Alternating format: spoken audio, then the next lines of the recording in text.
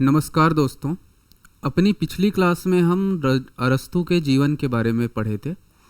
जैसा कि हम जानते हैं कि अगर हमें किसी विचारक के बारे में जानना है तो सबसे पहले हमें उसकी परिस्थितियों को जानना होगा, जिस परिस्थितियों में वो विचारक अपने विचार दे रहा है, क्योंकि किसी भी विचारक के विचार उसकी समय और परिस्थितियों में बंधे हुए होते हैं।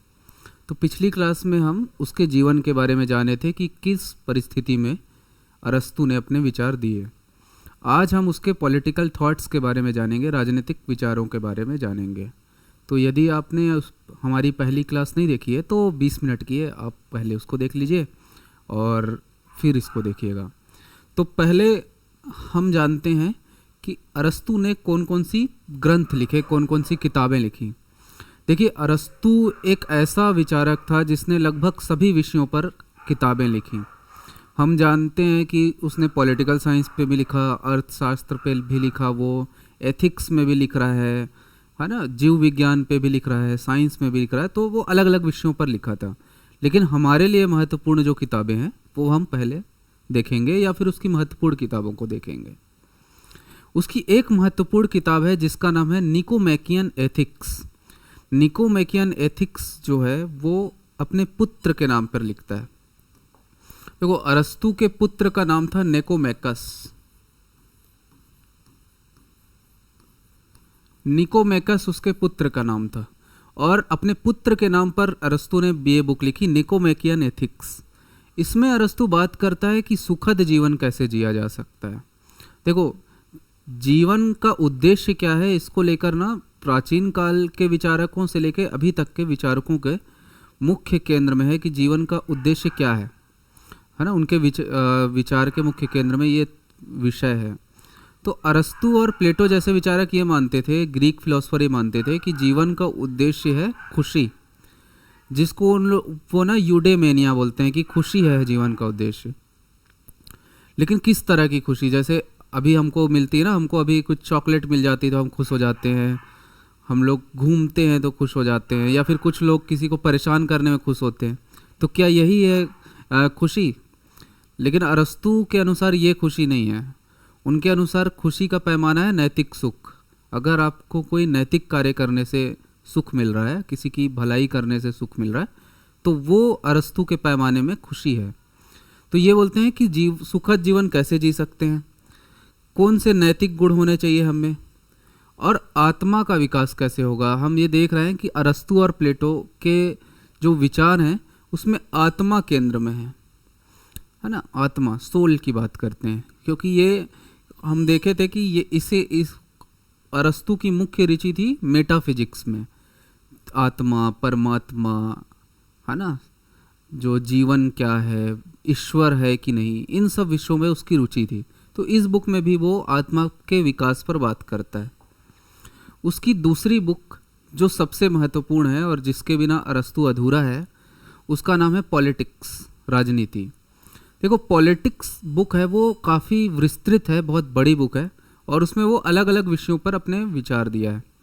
पहली बात तो पॉलिटिक्स में अरस्तू कहता है कि जो राज्य है एक प्राकृतिक संस्था है। देखिए, राज्य को एक वो प्राकृतिक संस्था या नेचुरल संस्था बना। देखिए, अलग अलग विचारक हैं पॉलिटिकल साइंस में, जैसे हॉब्स हो गया, लॉक हो गया, रूसो हो गया। ये सब विचारक क्या मानते हैं कि जो स्टेट है वो सोशल कॉन्ट्रैक्ट से बना है। सोशल कॉन्ट्रैक्ट, सामाजिक समझौते का परिणाम है राज्य।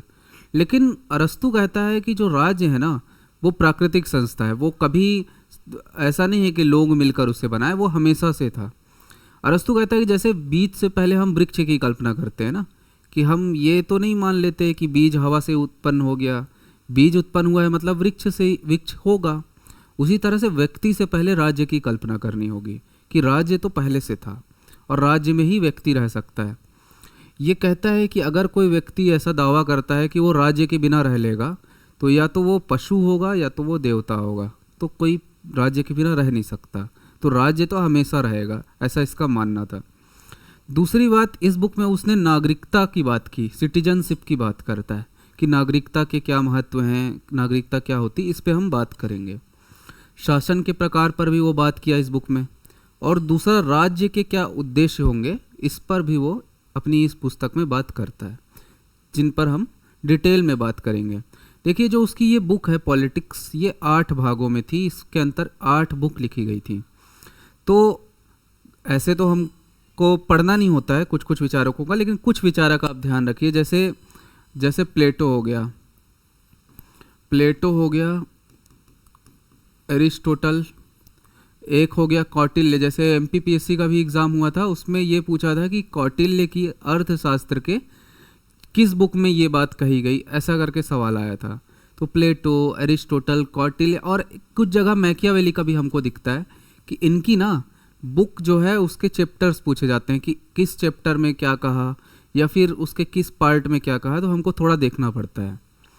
तो हम देखेंगे कि इसके 8 भागों में उसने क्या क्या कहा, संक्षेप में देखेंगे। ठीक है। पहली पुस्तक में वो बात करता है राज्य का उद्गम। राज्य का उद्गम कैसे हुआ, राज्य का निर्माण कैसे हुआ, राज्य की प्रकृति कैसी है, राज्य के क्या संगठन है और दास प्रथा। देखिए, राज्य का उद्गम कैसे हुआ इस पर बात करता है।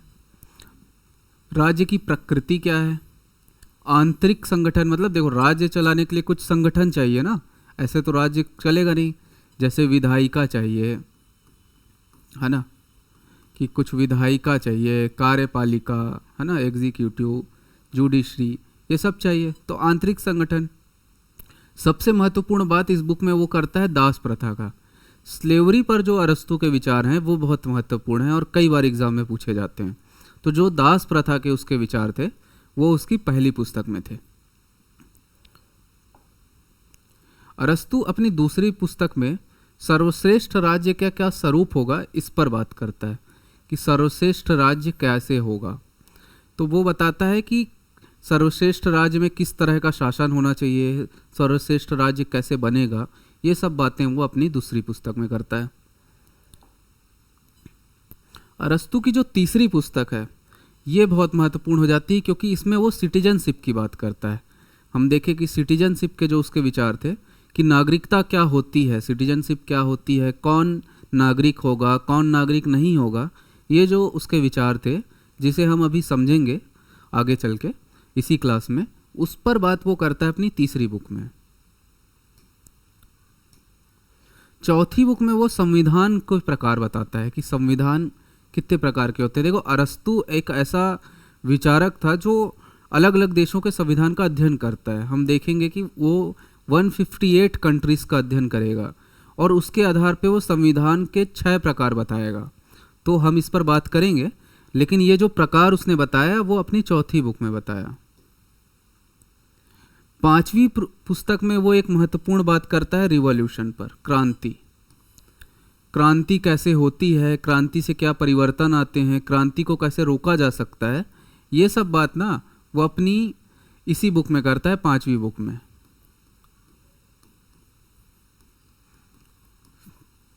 रिवॉल्यूशन पे जो उसके विचार थे वो उसकी इसी बुक में देखने को हमको मिलते हैं।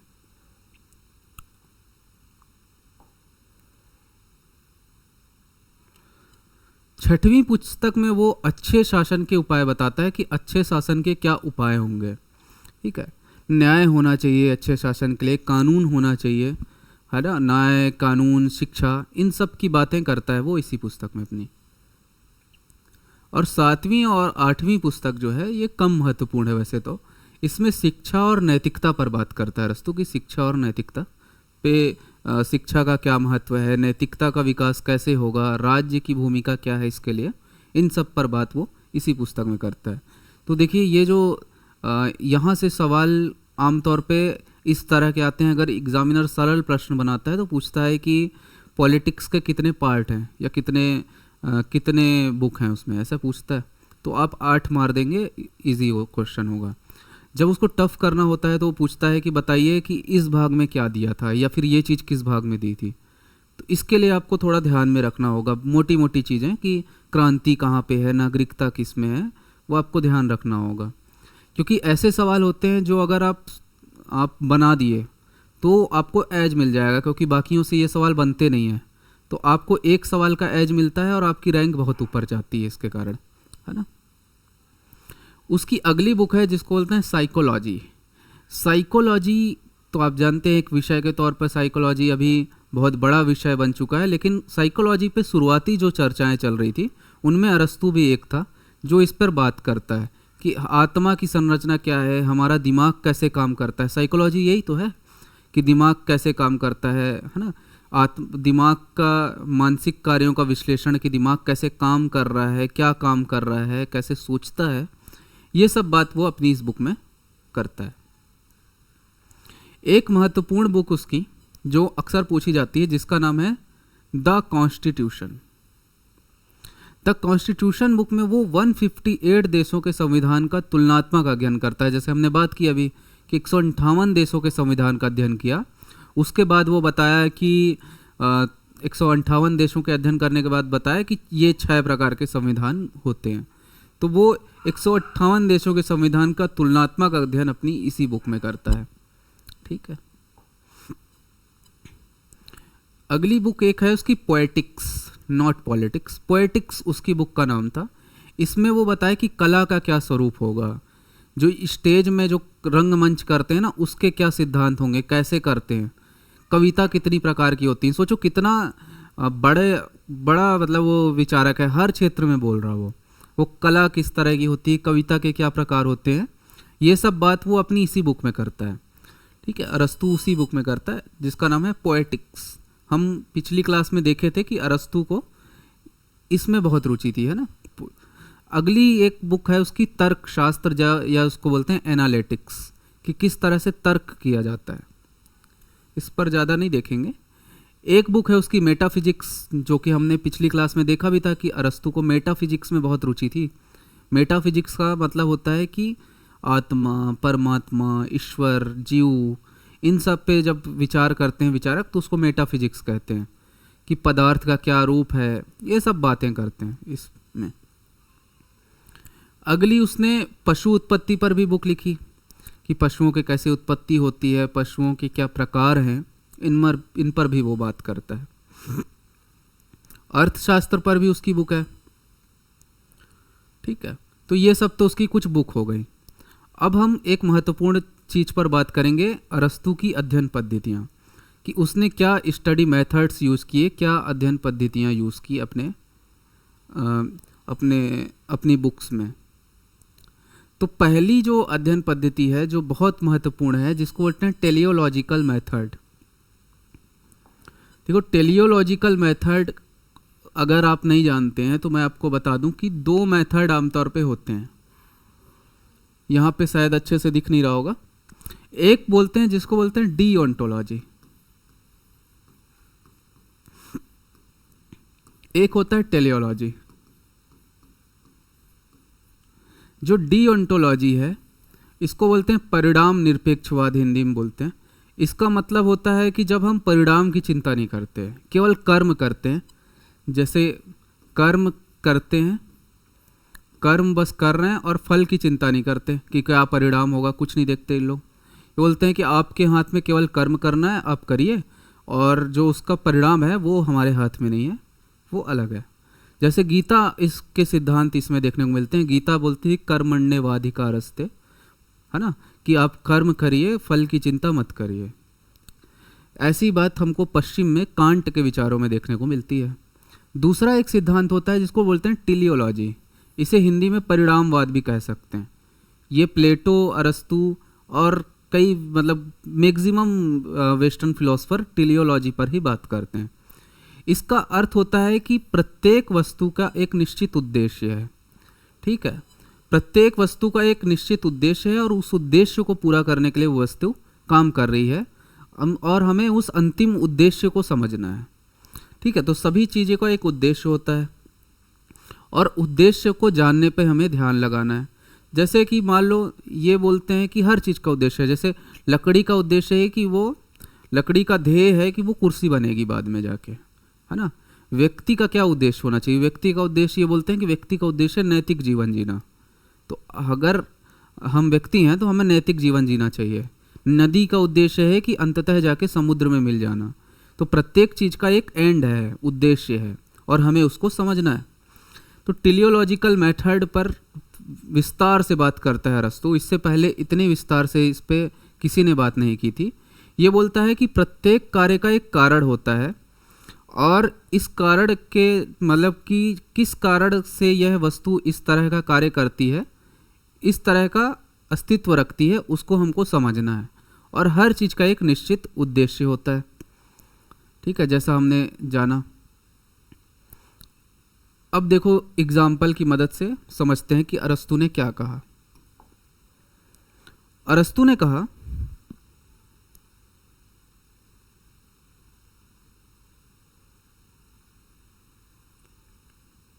तो अरस्तु ने कहा कि 4 कॉज होते हैं।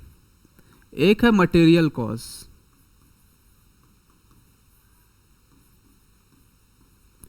मान लीजिए लकड़ी जो है ये मटेरियल कॉज है, वो बोला लकड़ी मटेरियल कॉज है। दूसरा एक होता है इफिशिएंट कॉज। इफिशिएंट कॉज मतलब एक व्यक्ति होगा जो लकड़ी से क्या बनाएगा, मेज बनाएगा, तो वो इफिशिएंट कॉज कहलाता है। ठीक है, तो ये कहलाता है इफिशिएंट कॉज।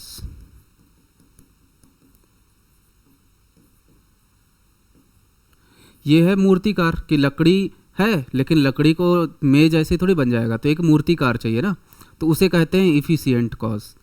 तीसरा होता है मूर्तिकार के मस्तिष्क में मेज का विचार भी तो आना चाहिए, नहीं तो कैसे बन जाएगा। मतलब जब तक मेज का विचार नहीं आएगा कि किस तरह का मेज बनाना है, 4 पैर वाला बनाना है कि 3 पैर वाला बनाना है, उसके दिमाग में एक स्वरूप होना चाहिए ना मेज का, तो उसको बोलते हैं फॉर्मल कॉज। और चौथा होता है जिसको बोलते हैं फाइनल कॉज। तो ये जो मेज का विचार है ये कहलाता है फॉर्मल कॉज, और अंत में जो मेज बन जाता है वो कहलाता है फाइनल कॉज। ठीक है, तो वो बोला कि इसी तरह से चीज़ देखो, लकड़ी का उद्देश्य था अंततः मेज बन जाना। ठीक है, तो लकड़ी क्या थी, मटेरियल कॉज थी। लकड़ी के बाद एक मूर्ति क्या बोलते हैं बढ़ई था, या जो लकड़ी से मेज बनाता है वो व्यक्ति था। उसके मन में मेज का विचार आया जिसको बोलते हैं फॉर्मल कॉज, और अंततः फाइनल कॉज आया मेज। तो हर चीज़ का एक उद्देश्य है। देखो लकड़ी का उद्देश्य था मेज बनना, तो इसे ही अरस्तु ने कहा है कि यही है टेलियोलॉजिकल मेथड, कि हर चीज़ का एक निश्चित उद्देश्य होता है। तो ये 4 जो है ना, इनके बारे में भी कभी कभी सवाल आते हैं। अगला हम देखेंगे कि अरस्तु ने जो मेथड यूज़ की उसको बोलते हैं आगमनात्मक मेथड। अब हिंदी आपको अगर कठिन लग रही होगी तो इंग्लिश में अगर आप जान लो इसको। अरस्तु कहा कि इंडक्टिव मेथड। इंडक्टिव मेथड के इंडक्टिव मेथड क्या है, तो हम जब प्लेटो को पढ़ रहे थे तो हमने ये देखा था कि प्लेटो एक डिडक्टिव मेथड यूज़ करता था, और बहुत से विचारक डिडक्टिव मेथड ही यूज़ करते हैं। लेकिन हम अरस्तु की जब कहानी देख रहे थे वही हमने कहा कि जब भी किसी विचारक के विचार होते हैं वो उसकी परिस्थितियों पर निर्भर होते हैं। तो जो अरस्तु था वो एक डॉक्टर के घर में पैदा हुआ था और साइंटिफिक टेम्परामेंट लेकर पैदा हुआ था, तो वो हर चीज़ को ऐसे ही नहीं मान लेता था। वो किसी भी चीज़ को मानने से पहले उसके प्रमाण की बात करता था कि आप उसके प्रमाण दीजिए फिर मैं उसको मानूंगा। तो वो बोला कि कोई भी चीज़ मैं मानूंगा तो वो प्रमाण के आधार पे मानूंगा, बिना प्रमाण के आधार पे मैं कुछ नहीं मानूंगा, क्योंकि भाई मैं साइंटिस्ट हूँ ना, मैं डॉक्टर के घर में पैदा हुआ हूँ, तो प्रमाण के आधार पे मानूंगा, सबूतों के आधार पे मानूंगा, है ना। तो ये बोला कि इस तरह से किसी भी चीज़ को होता है। और ये बोला कि जैसे देखो, बोला कि हम अभी छत्तीसगढ़ में है तो यहाँ वो बोलेगा कि देखो अगर किसी भी जीव का देखना है, वो बोलेगा कि कौवा उड़ता है, फिर वो देखेगा कि दूसरी कोई चिड़िया भी उड़ रही है, मैना भी उड़ रही है, फिर वो देख रहा है कि गौरैया भी उड़ रही है, और बाकी जो जीव जंतु हैं वो चल रहे हैं। तो वो एक निष्कर्ष पे पहुंचेगा इतने सारे जंतुओं को देख के कि जो पक्षी होते हैं सामान्यतः वो उड़ते हैं। तो ऐसे नहीं मान ले रहा है कि पक्षी उड़ते हैं, वो अलग अलग पक्षियों को देखा और उसके आधार पे वो निष्कर्ष निकाला। हमारा यहाँ पे एग्जाम्पल लिखा है कि बगीचे में गुलाब लाल रंग के हैं, और इस सभी गुलाबों को देखने के बाद एक अनुमान लगाया है कि सभी गुलाब लाल होते हैं। एक और एग्जाम्पल देखा जाए कि मान लो वो देखा कि छत्तीसगढ़ में कौवे का कलर काला था, फिर वो महाराष्ट्र गया, वहाँ भी कौवे का कलर काला था, उसके बाद वो मुंबई गया होगा, उसके बाद वो देहरादून गया होगा, अलग अलग जगहों में गया और वो देखा कि कौवे का कलर काला था। तो वो एक निष्कर्ष पे पहुंचा कि कौवे का कलर काला होता है। तो कौवे का कलर काला है ये वो ऐसे नहीं मान लिया, वो मतलब वो सीधा स्पेसिफिक टू जनरल गया, अलग अलग स्पेसिफिक कौवे को देखा और उसके बाद वो एक जनरल स्टेटमेंट पे बात किया कि कौवा का कलर काला होता है। तो स्पेसिफिक टू जनरल जो फिलॉसफी जाती है उसको बोलते हैं इंडक्टिव मेथड, और इस विधि का उपयोग करता था अरस्तु, है ना। अब आप समझ गए होंगे। तो इसका क्या होता है, अवलोकन करते हैं पहले। जैसे हमने देखा कि हम अवलोकन करेंगे अलग अलग पक्षियों को, मैना को देखेंगे, तोते को देखेंगे, उनको देखेंगे अवलोकन, और उसके आधार पे एक पैटर्न की पहचान करेंगे कि हाँ भाई जो भी पक्षी होता है वो एक पैटर्न दिख रहा है कि जो भी पक्षी है वो उड़ता है, और इसी पैटर्न के आधार पे हम लोग एक परिकल्पना तैयार कर लेंगे। ये जो हमारी परिकल्पना होगी इसका उसके बाद हम निरीक्षण करेंगे। मान लो एक परिकल्पना तैयार हो गई कि सभी पक्षी उड़ते हैं, अब इसका हम निष्कर्ष परीक्षण करेंगे। फिर हम मान लो यूरोप गए तो वहाँ देखेंगे कि पक्षी उड़ रहे हैं कि नहीं, अफ्रीका गए तो देखेंगे पक्षी उड़ रहे हैं कि नहीं, और परीक्षण के बाद हम एक निष्कर्ष पे पहुँचेंगे कि हाँ भाई सभी जगह के पक्षी उड़ रहे हैं, मतलब पक्षी उड़ते हैं। ठीक है, तो ये विधि आमतौर पे साइंटिस्ट यूज़ करते हैं, हम ये भी जानते हैं। ठीक है, अब ये देखिए कि आगमनात्मक विधि का क्या महत्व है। तो नए विचार आते हैं, अनुसंधानों में इसका प्रयोग किया जाता है, समस्या समाधान में इसका उपयोग किया जाता है, नए ज्ञान का निर्माण होता है इससे, है ना। ये सब हो गया। विज्ञान, दर्शन, सामाजिक विज्ञान, रोजमर्रा की जिंदगी, सब जगह आगमनात्मक विधि का उपयोग होता है। अब उसकी अगला मेथड था जिस पे हमने थोड़ा थोड़ा बात किया इससे पहले, तुलनात्मक विधि। देखिए तुलनात्मक विधि क्या होती है, इस पे हमने बात की थी कि अरस्तु किसी चीज़ को मानने से पहले उसकी तुलना करता था। जैसे कि अरस्तु का उद्देश्य था कि सर्वाधिक अच्छी शासन व्यवस्था क्या होगी। इसे जानने के लिए अरस्तु 158 देशों के संविधानों का अध्ययन करता है, 158 देशों के संविधानों को देखता है, और उसके आधार पे वो बोलता है कि सबसे अच्छी शासन व्यवस्था क्या होगी। तो पहले वो तुलना करेगा दो चीज़ों की। ठीक है, कि जैसे देखो हम लोग उदाहरण के लिए देख रहे थे कि अरस्तु ने पशुओं का अध्ययन करते हुए उसकी विशेषताओं की तुलना की और उनकी श्रेणियों में विभाजित किया। उन्होंने पशुओं की संरचना, आवास और व्यवहार पर ध्यान दिया और उन्हें श्रेणियों में विभाजित किया। और वो स्तनपायी और पक्षियों की तुलना करते हुए पाया कि स्तनधारी बालों वाले होते हैं जबकि पक्षियों में पंख होते हैं। तो वो ये चीज़ तय किससे कर रहा है, उनकी तुलना करके। संविधान सही सर्वश्रेष्ठ कैसा होगा ये जानना था उसको, तो 158 देशों के संविधान की तुलना किया। तो उसके मेथड जो इसने इस्तेमाल किया उसे ही तुलनात्मक विधि या कंपैरेटिव मेथड कहते हैं। तुलना की जाती है, विश्लेषण किया जाता है इस विधि में। अब हम देखेंगे, सिवाय छोड़ो,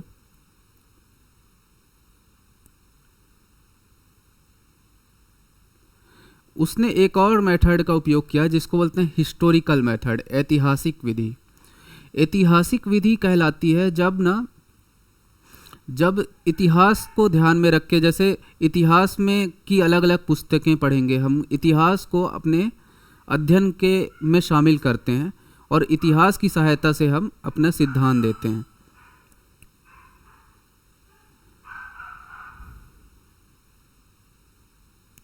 तो वो अलग अलग स्रोतों का विश्लेषण किया अरस्तु, प्राथमिक स्रोत और माध्यमिक स्रोत। मतलब वो अलग अलग किताबें पढ़ा, जो प्राचीन किताबें थी उनको पढ़ा, अलग अलग जगह गया, वहाँ पे समझा चीज़ों को और उसके आधार पे वो बताया कि इतिहास में ऐसी चीज़ें थी और उसका मदद से वो अपने सिद्धांत देने में उनका उपयोग किया।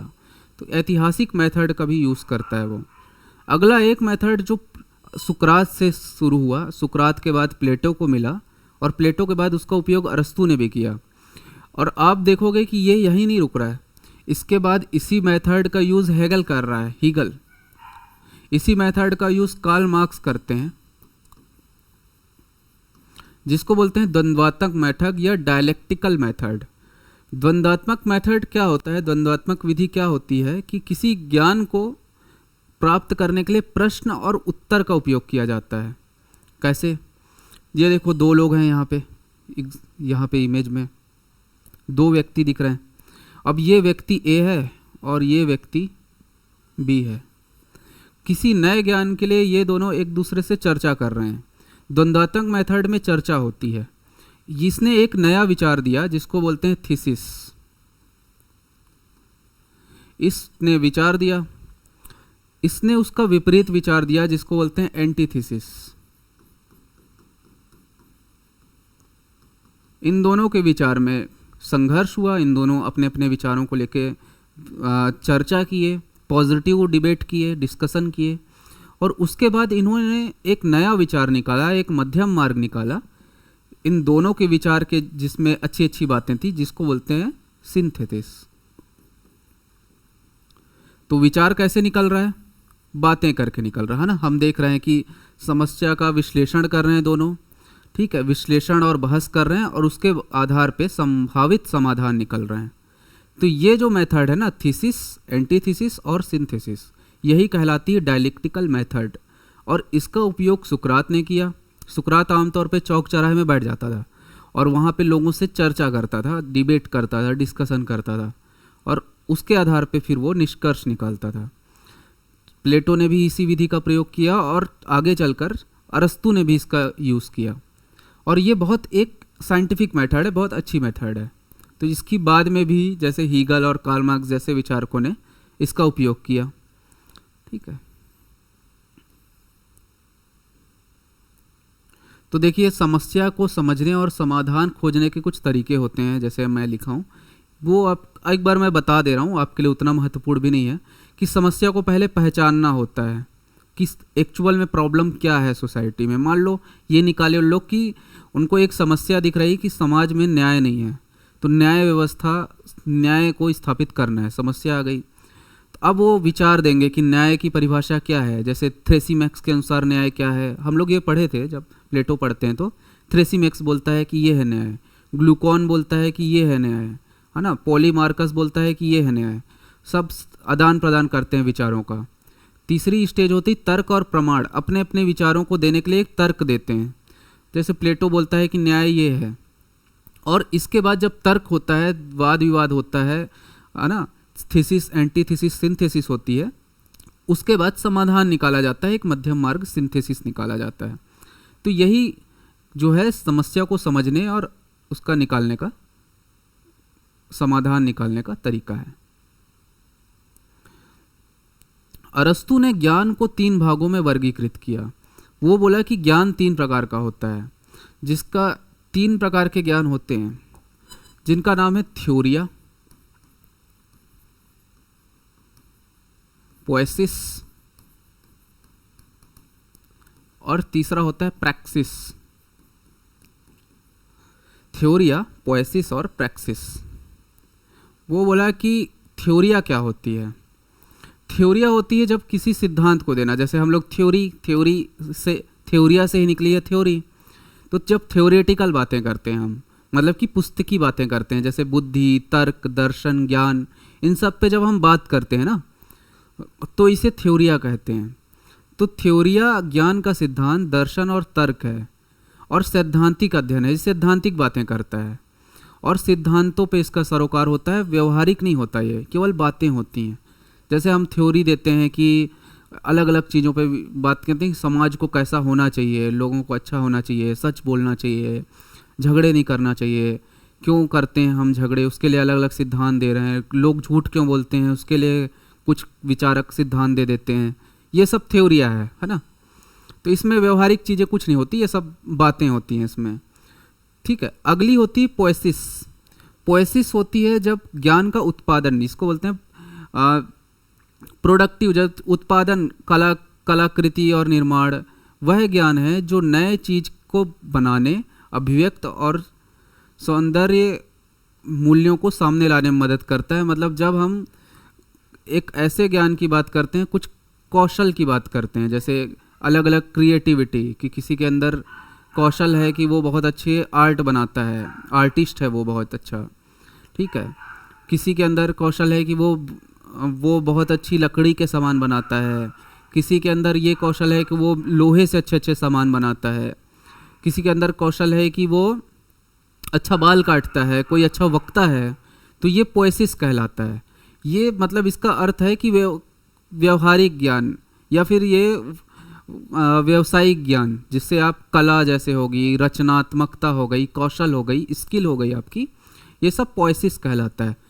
इसके मदद से आप स्किल सीखते हो और समाज में पैसे कमाते हो पोएसिस की मदद से, तो ये तो महत्वपूर्ण है ही है। लेकिन अरस्तु कहता है कि सबसे महत्वपूर्ण क्या होता है, वो है प्रैक्सिस। इन सब से महत्वपूर्ण होता है प्रैक्सिस, और प्रैक्सिस का मतलब होता है प्रैक्टिकल नॉलेज।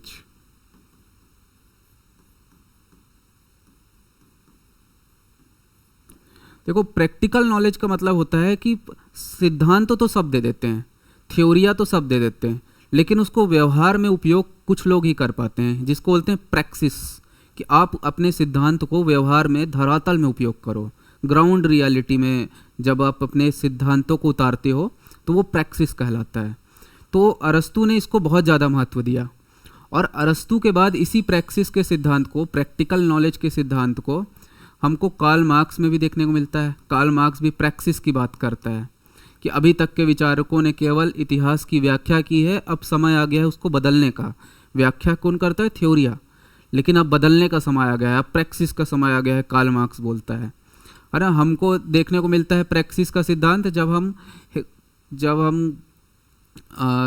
एक फ्रांज फैनन करके एक विचारक हैं, जो मॉडर्न पॉलिटिकल थॉट जब हम लोग पढ़ेंगे तो उनको देखेंगे। फ्रांज फैनन ने बात की प्रैक्सिस की, रूसो ने की, है ना, इन सब लोगों ने प्रैक्सिस की बात की है। तो प्रैक्सिस के जो विचार हैं इसमें बोलते हैं कि व्यवहारिक ज्ञान, आपको प्रैक्टिकल नॉलेज करना है। तो क्या है प्रैक्सिस? तो पॉलिटिक्स जो है वो प्रैक्सिस है। पॉलिटिक्स में ज्ञान का व्यवहारिक उपयोग किया जाता है। प्लेटो ने, अरस्तु ने कहा कि पॉलिटिक्स में, राजनीति में ज्ञान का व्यवहारिक उपयोग किया जाता है। और फिर इसीलिए अरस्तु कहता है कि जो पॉलिटिक्स है, जो राजनीति है, ये मास्टर साइंस है। देखो, कई बार ये सवाल आता है, यूपीएससी में भी ये सवाल देखने को मिलता है हमको कि पॉलिटिक्स को मास्टर साइंस क्यों कहा अरस्तु। तो इसका एक कारण ये है कि अरस्तु ने मास्टर साइंस इसलिए कहा, सभी विषयों में सबसे महत्वपूर्ण इसलिए कहा राजनीति को, क्योंकि ये प्रैक्सिस है। बाकी विषय केवल ज्ञान का सिद्धांत देते हैं, लेकिन राजनीति में वस्तु स्थिति में, ग्राउंड जीरो में उसका उपयोग होता है, सिद्धांतों का, प्रैक्टिकल नॉलेज का उपयोग होता है। इसीलिए राजनीति मास्टर साइंस है। ठीक है, तो प्रैक्सिस की बात अरस्तु ने की।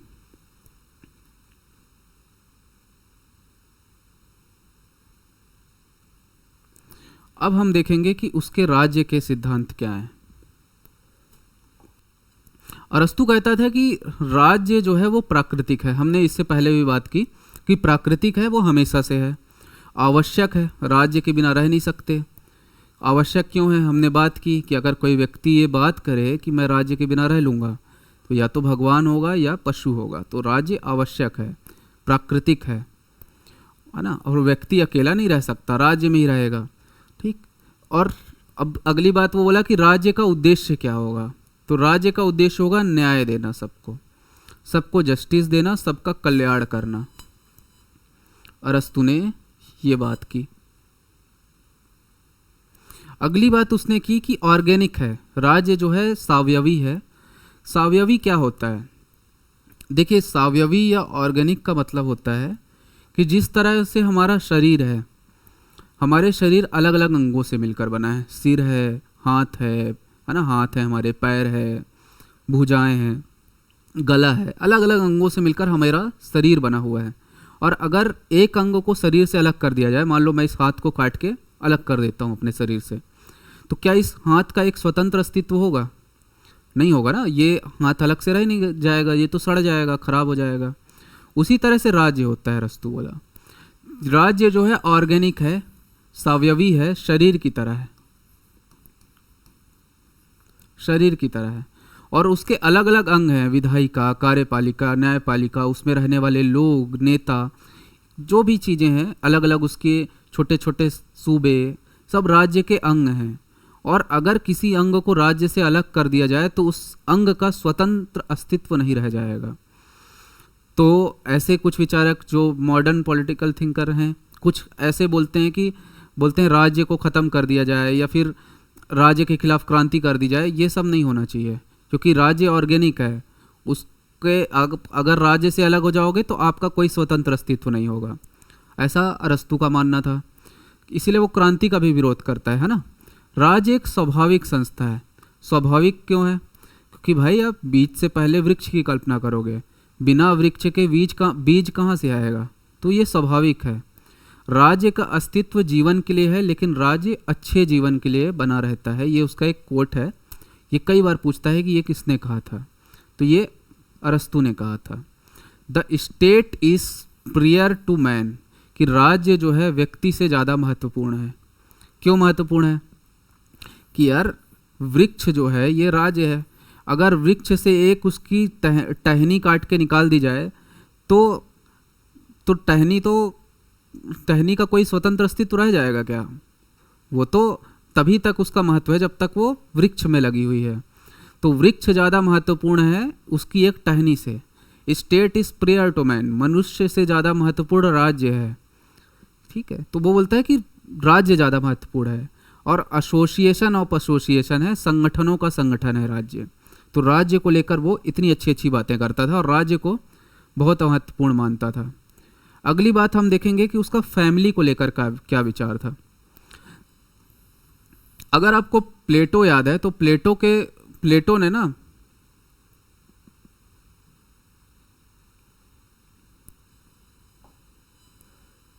तो अगर आपको प्लेटो याद है तो प्लेटो ने फैमिली की संस्था का विरोध किया था। प्लेटो बोलता था कि फैमिली कुछ नहीं होती, जब बच्चा 5 साल का हो जाएगा तो राज्य उसको ले लेगा और उसको शिक्षा देगा। जो लोग हैं वो एक बड़े एरिया में रहेंगे, जो संरक्षक वर्ग है जो और वो वहाँ गार्जियन क्लास है, वो एक साथ रहेंगे और उनके एक साथ रहेंगे। शादी जैसी कोई संस्था नहीं होगी, संपत्ति जैसा कुछ नहीं होगा। लेकिन अरस्तु ने कहा कि फैमिली है वो महत्वपूर्ण है, क्योंकि फैमिली के बिना हम नहीं रह सकते, फैमिली महत्वपूर्ण है। लेकिन फैमिली की बात कर रहा है, देखो प्लेटो से इस बात में वो असमानता है, दोनों में विचार अलग अलग हैं। वो फैमिली को महत्व दे रहा है। दूसरी बात वो करता है कि असमानता होती है फैमिली में। फैमिली में ऐसा नहीं है कि सब बराबर होते हैं, अभी जैसी बातें की जाती है ना, वैसी नहीं करता था वो। फैमिली में सब बराबर नहीं होती, इनइक्वालिटी होती है। और फैमिली में 4 लोग होंगे मुख्यतया, पति, पत्नी, बच्चे और चौथा दास। देखो दास प्रथा का समर्थन यहाँ पे देखने को मिल रहा है कि वो दास जो है उसको परिवार का भाग बता रहा है। तो 4 लोग होंगे, पति, पत्नी, बच्चे और दास। जो पति होगा ये डोमिनेट करेगा, ये परिवार में मुखिया होगा और इसकी चलेगी परिवार में, और बाकी लोग इसकी बात मानेंगे। तो असमानता है ना, पति और पत्नी बराबर नहीं है, पति ज़्यादा महत्वपूर्ण है, पत्नी कम महत्वपूर्ण है। और पति की बात पूरे परिवार में मानी जाएगी। पत्नी को वो ऐसे नहीं करेगा कि पत्नी को कोई भी ऐसे नहीं बोल देगा कि ये काम करो तुम। पत्नी को वो सलाह देगा, उसको सलाह देगा कि आपको ये करना चाहिए।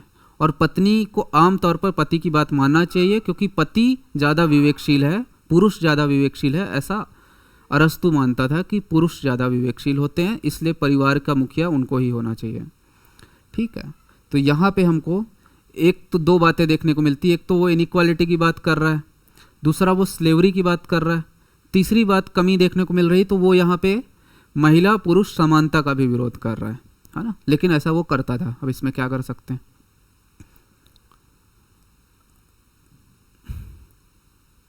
अगले उसका विचार हम देखेंगे दास प्रथा को लेकर। अभी हमने देखा कि अरस्तु का दास प्रथा को लेकर क्या दृष्टिकोण था कि दास जो है परिवार का भाग है। अरस्तु ने दास प्रथा को प्राकृतिक माना और आवश्यक माना। अरस्तु मानता था कि कुछ लोग ना समाज में कुछ लोग होते हैं।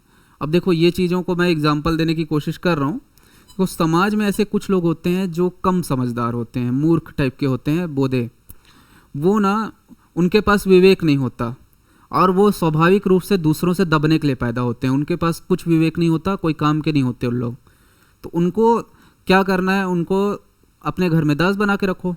उनके पास दिमाग तो है नहीं, लेकिन काम करने के लिए शरीर तो है, मोटे तेजाजे हैं, दिमाग नहीं है, तो घर का काम करेंगे भाई, साफ सफाई करेंगे, कपड़े धोएंगे, खाने बनाएंगे, उनका उनका ये काम है, क्योंकि वो बुद्धिहीन है। देखो अरस्तु बोल रहा है कि बुद्धिहीन है, केवल श्रम के लिए उपयुक्त है, कौन मानसिक काम नहीं कर सकते उन लोग। तो दास प्रथा प्राकृतिक है, आवश्यक है, क्योंकि दास तो बुद्धिहीन होता है, और राज्य का काम दासों के साथ व्यवहार करना, उन्हें अपने स्वामी के अधीन रखना है, राज्य को उनको उनके स्वामी के पास भेजना चाहिए। तो अरस्तु का यही मानना था कि दास बुद्धिहीन होते हैं, इसलिए उनको काम करो, बुद्धिहीन हो आप, अपने स्वामी के अंडर काम करो, घर का काम करो अच्छे से, और जब आपका भविष्य में बुद्धि का विकास हो जाएगा तो आपको छोड़ दिया जाएगा। तो अभी आपका दिमाग नहीं है, इसलिए आप दास हो। तो दास प्रथा का समर्थन करता था अरस्तु, ठीक है, जो कि प्लेटो में देखने को नहीं मिलता। प्लेटो दास प्रथा का समर्थक नहीं है, लेकिन अरस्तु हमको दास प्रथा का समर्थक देखने को मिलता है। अगली बात वो करता है रूल ऑफ लॉ, कानून का शासन। देखो जब हम प्लेटो पढ़ते हैं तो प्लेटो कभी भी कानून के शासन की बात नहीं करता था। वो बात करता था कि जो फिलोसफर किंग होगा, जो दार्शनिक राजा होगा, उसका विवेक बहुत ज़्यादा है और वो अपने हिसाब से फैसले ले सकता है, कानून से ऊपर है दार्शनिक राजा, ऐसा प्लेटो मानता था। लेकिन अरस्तु मानता था कि एक व्यक्ति का शासन जो है ना वो खतरनाक होता है, क्योंकि एक आदमी का दिमाग कभी भी बदल जाएगा ना। तो राज्य में शासन होना चाहिए कानून का, और कानून के आधार पे ही राज्य चलना चाहिए, ऐसी बातें करता था कि सुप्रीमेसी ऑफ लॉ, की जो कानून है वो सबसे महत्वपूर्ण है। अगली चीज़ हम देखेंगे उसकी सिटीजनशिप, कि नागरिकता को लेकर उसके क्या विचार थे। देखो नागरिकता को लेकर वो बोलता था कि नागरिक वो होते हैं, अभी की स्थिति से अलग है उसका। अभी नागरिक उसको माना जाता है जो राज्य के अंदर रहते हैं। आमतौर पे बच्चों को भी राज्य का नागरिक माना जाता है, महिलाओं को भी माना जाता है, जो भी व्यक्ति राज्य में रहते हैं, गरीबों को भी राज्य का नागरिक माना जाता है। अरस्तु बोलता था ऐसे मैं थोक के भाव में नागरिकता नहीं बांटूंगा। नागरिक वो होगा जो राजकाज में भागीदारी देगा, शासन में जो अपनी भागीदारी देगा, उसको ही मैं नागरिक मानूंगा। तो वो बोला कि जो राज्य की सेवा करेगा, राजनीति में जो भागीदारी देगा, राजनीति में भागीदारी, और जो राज्य की सेवा करेगा वही नागरिक होगा, सब नहीं होंगे नागरिक। तो कौन नहीं होंगे नागरिक, है ना, ऐसे तो सब सेवा नहीं देते राज्य में। तो वो बोला कि स्त्री, दास, बूढ़े बच्चे, ठीक है, स्त्री दास हो गए, बच्चे और बूढ़े हो गए, शिल्पी मतलब जो शिल्प बनाते हैं, पोएसिस वाले जो अलग अलग चीज़ों का निर्माण करते हैं, और फॉरेनर, ये जो है ना ये नहीं है नागरिक, क्योंकि ये शासन में भागीदारी नहीं देते, तो इनको नागरिक नहीं माना जाएगा। तो नागरिक माना किसको जाएगा? तो अरस्तु बोला कि पुरुष, नागरिक होने के लिए आपको पुरुष होना जरूरी है, नागरिक होने के लिए आपको वयस्क होना जरूरी है, कि ऐसे वयस्क पुरुष जो शासन में अपनी भागीदारी देते हैं और जिनके पास दिमाग होता है वो नागरिक माने जाएंगे, क्योंकि जिनके पास दिमाग नहीं होता उनको तो दासा ही बना देंगे सीधा, ठीक है। अब देखते हैं संपत्ति को लेकर उसके क्या विचार थे। देखो जब हम प्लेटो को देखते हैं तो प्लेटो बोलता है कि संपत्ति जो है वो भ्रष्टाचार का मूल है, कि आप भ्रष्टाचार किसके लिए करते हो, तो परिवार के लिए करते हो और संपत्ति के लिए करते हो, इसीलिए प्लेटो ने परिवार और संपत्ति को ख़त्म कर दिया। लेकिन अरस्तु ऐसा नहीं मानता था। अरस्तु बोलता था कि संपत्ति का भी महत्व है और परिवार का भी महत्व है। संपत्ति को मनुष्य के जीवन के लिए आवश्यक माना, और व्यक्ति संपत्ति के बिना नैतिक विकास नहीं कर सकता। वो मानता था कि आपके पास संपत्ति होगा, आपका पेट भरा हुआ होगा, तभी आप कुछ काम कर पाओगे। आप भूखे हो, आपके पास पैसे नहीं है, घर नहीं है, तो आप क्या ही कर पाओगे, आप क्या योगदान दोगे, क्या नैतिकता में बढ़ोतरी करोगे राज्य में, है ना। तो पहली ज़रूरत आपकी है संपत्ति, और इसीलिए वो संपत्ति को महत्वपूर्ण मानता था, सामुदायिक जीवन को महत्वपूर्ण मानता था। क्योंकि अरस्तु ये भी मानता था ना कि व्यक्ति सामुदायिक प्राणी होता है, समाज के बिना रह नहीं सकता। तो समाज भी जरूरी है, संपत्ति जरूरी है, और परिवार भी जरूरी है, ऐसा उसका मानना था। तो संपत्ति को वो महत्वपूर्ण माना, तो संपत्ति को महत्वपूर्ण माना। अगली एक बात जो हमने जब पॉलिटिक्स के पार्ट देखे थे तो हमने बात की थी कि क्रांति पर भी उसने बात की है। तो क्रांति पर वो बोलता है कि क्रांति को राजनीतिक अस्थिरता और सामाजिक उथल पुथल का परिणाम मानता था। वो बोलता था कि राज्य में क्रांति होती रहती है। ठीक है, क्रांति का क्या मतलब है? तो क्रांति का मतलब है, वो बोलता था, शासन में परिवर्तन। कि मान लो अभी राजतंत्र है, कुछ लोगों ने विद्रोह किया और राजा को मारा और लोकतंत्र स्थापित कर दिया, तो अरस्तू के अनुसार ये क्रांति है, क्योंकि शासन में परिवर्तन हो रहा है। राजा को कुछ उसके मंत्री मिलकर मार देंगे और अपना एक राज्य, अपना शासन शुरू कर देंगे, जिसको बोलते हैं एरिस्टोक्रेसी। तो अरस्तू के अनुसार ये भी क्रांति है, क्योंकि शासन में परिवर्तन हो रहा है। तो क्रांति का मतलब यही है कि राजनीतिक जब परिवर्तन आता है तो उसी को क्रांति कहते हैं, शासन में परिवर्तन को ही क्रांति बोलते हैं। तो वो बोला कि क्रांति को राजनीतिक अस्थिरता का परिणाम बताया। जब राजनीतिक अस्थिरता होती है ना, तो क्रांति होती है। सामाजिक उथल पुथल होता है तो क्रांति होती है, ऐसा वो मानता था। तो अब उससे ये पूछा गया कि क्या है क्रांति का कारण? तो अरस्तू ने कहा कि क्रांति का कारण है असमानता,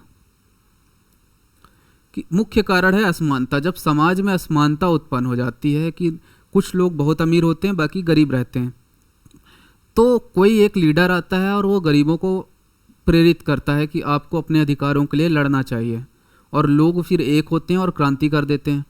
तो क्रांति का एक कारण तो असमानता है, दूसरा है अधिकारों की कमी, लोगों के पास अधिकार नहीं है, सामाजिक असमानता, ये सब क्रांति के कारण हैं अरस्तू के अनुसार। तो वो बोल रहा है कि संविधान में परिवर्तन ही क्रांति है, शासन प्रणाली में परिवर्तन ही क्रांति है। हम इस पर देख लिए, इस पर बात किए। क्रांति का मूल कारण क्या है? विषमता। और अगली बात उसने की कि क्रांति को रोकने के लिए हमें क्या करना होगा। तो क्रांति को रोकने के लिए अरस्तू कहता है कि मध्यम वर्ग का शासन होगा तो क्रांति नहीं होगी, और मध्यम वर्ग के शासन को एक नाम देता है वो पॉलिटी। इस पर हम अभी तुरंत अभी इस पर बात करने वाले हैं हम लोग, पॉलिटी। ठीक है, अब हम इस पर बात करेंगे। अरस्तू ने संविधान का वर्गीकरण किया। हम देखें कि 158 देशों का अध्ययन किया और उसके आधार पे वो संविधान को वर्गीकृत करता है। तो वो बोलता है कि अलग अलग देशों में मैं गया और मैं अलग अलग शासन प्रणाली देखा, लेकिन मुझे 6 प्रकार की मोटी मोटी शासन प्रणालियाँ देखने को मिली। तो क्या है भाई वो 6? पूछे उससे। वो बोला कि शासन प्रणालियों को हम 2 आधार पे वर्गीकृत कर सकते हैं। पहला है संख्या, कि शासन करने वाले लोग कितने हैं, और दूसरा उसकी भ्रष्ट है वो कि अच्छी है, मतलब उसका प्रकार क्या है कि वो शासन प्रणाली भ्रष्ट है कि अच्छी है। इस 2 आधार पे हम शासन प्रणाली को बांट सकते हैं। शासन का उद्देश्य क्या है? भ्रष्ट है उद्देश्य, लोगों का अपना भला है कि लोगों की भलाई है, क्या उद्देश्य है? और दूसरा संख्या। 2 आधार पे संविधानों को बांट देते हैं, बोला वो। तो वो बांटा, वो बोला कि ऐसे बांटो। देखो, कुछ एक व्यक्ति का अच्छा शासन, एक व्यक्ति के अच्छा शासन को बोला राजतंत्र।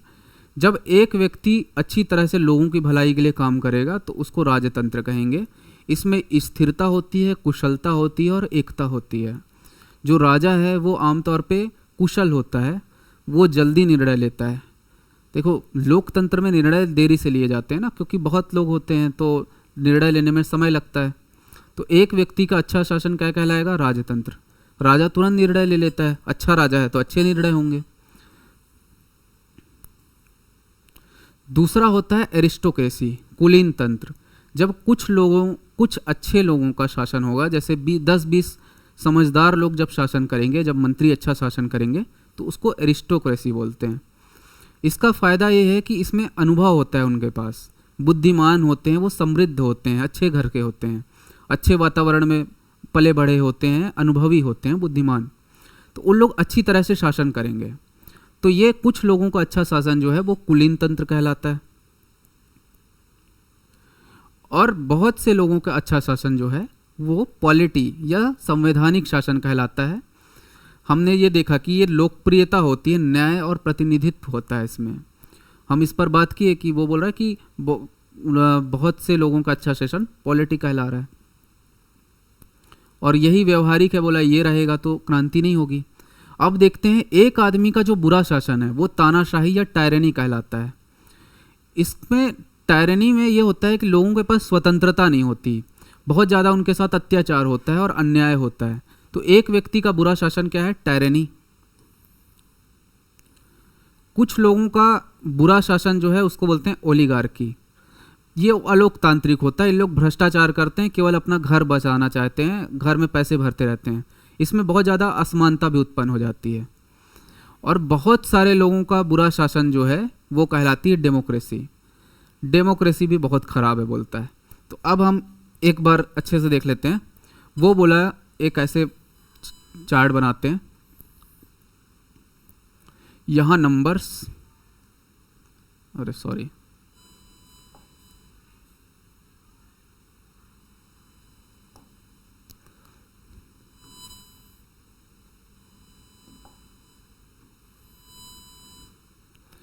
बांट लेते हैं संख्या,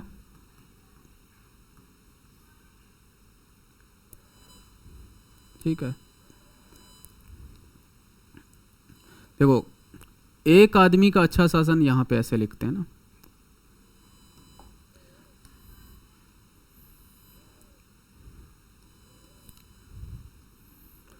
एक आदमी का अच्छा शासन जो है, अच्छा यहाँ पे अच्छा शासन है, ये बुरा शासन है।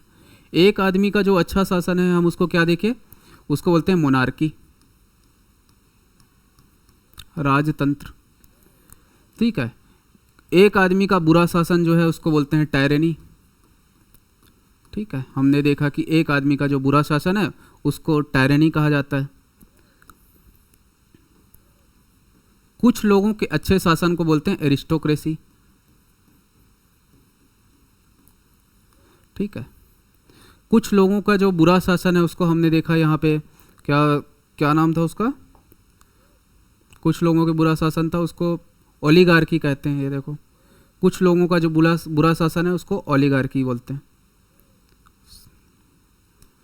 तो अच्छे शासन, अरे यार सॉरी, कैसा चल रहा है?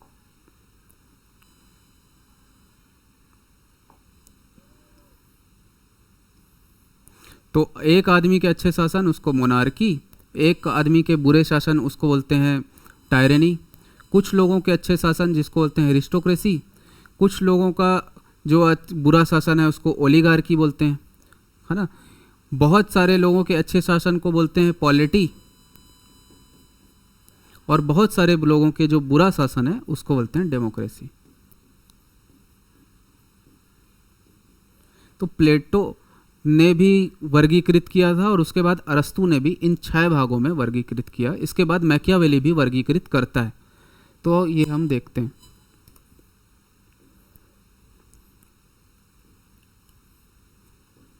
तो इस तरह से हमने प्लेटो के महत्वपूर्ण विचारों को देखा। अब हम देखते हैं कि उसका उद्देश्य क्या था। सारांश देखें तो जन कल्याण और न्याय प्रदान करना था, और तुलना किया वो शासन के विभिन्न रूपों में, अलग अलग विषयों पर